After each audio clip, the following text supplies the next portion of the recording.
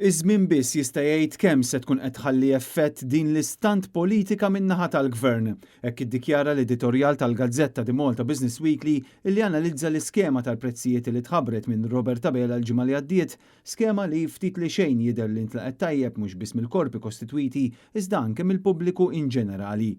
Ma naħsibx li ħadd torħod ix-xiri għax iħabbru ftit u l-oħrajn mhumiex imniżlin ta' kuljum bażiċi. Ma nafx b'xi toħroġ għax għoliet 100% u ħatorħos b'50% u mhux kollox. Għandek detergents mhux sa jħorsu. Ngħidlek li naħseb kif konna ħanibqgħu. Fl-editorjal tal-Malta Business Weekly intqal li l-mosta tal-Prim Ministru kienet miżura li ma tħares fit-tul dan fil-waqt li se jkollha effetti negattivi tant li kemm il-Kamra tal-Kummerċ kif ukoll il-Kamra tal-SMEs esprimew tħassib serju dwar l-implementazzjoni ta' dan il-pjan short term li se jwassal biss għall-baġit.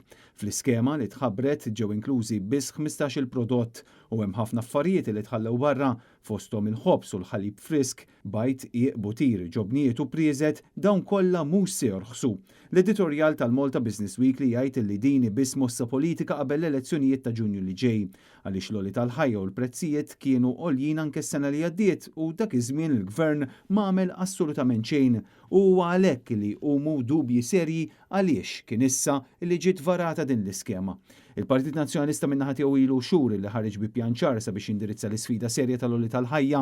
Dan il-pjan jinkludi fost l-oħrajn illi titneħħa t-taxxa minn fuq il-kola u li jinħoloq fond ta' miljuni illi jkun ta' sostenna l-importaturi. B'dawn iż-żewġ proposti biss il-ħaddiema jibqalhom aktar flus fil-but fil-waqt li l-prezzijiet tal-ikel fuq l-ixkafef tal-ħwienet jibqgħu aktar stabbli.